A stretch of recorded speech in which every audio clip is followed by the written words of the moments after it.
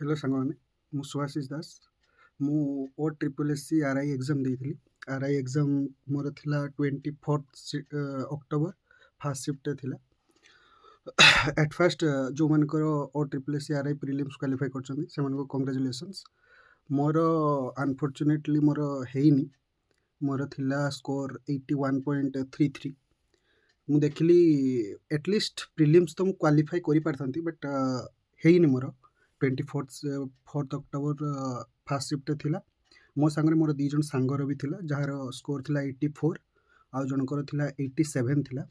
3 ଜଣ ଯାକ ଆମେ କେହି କ୍ୱାଲିଫାଇ କରିନୁ, କିନ୍ତୁ ଆମେ 3 ଜଣ ଯାକ ସିଜିଏଲ୍ SSC ସିଜିଏଲ୍ ମେନ୍ସ ବି ଦେଇଥିଲୁ, ଆଉ NTPC ମେନ୍ସ ବି ଦେଇଥିଲୁ।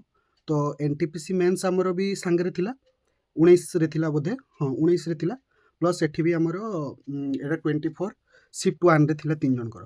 3 ଜଣ କାହାରି ପ୍ରିଲିମ୍ସରେ ଆମର ହେଇନି, ବାକି ଯେଉଁମାନଙ୍କର ହେଇଛି କଂଗ୍ରାଚୁଲେସନ୍। ବାକି ମୁଁ ତ ଭାବୁଥିଲି କି ଆମେ ଡିଜର୍ଭ କରୁ, ପ୍ରିଲିମ୍ସ ଆଟଲିଷ୍ଟ ତ ଆମେ କ୍ୱାଲିଫାଇ ପାଇଁ ଡିଜର୍ଭ କରୁ, ବଟ୍ ଆମର ହେଇନି।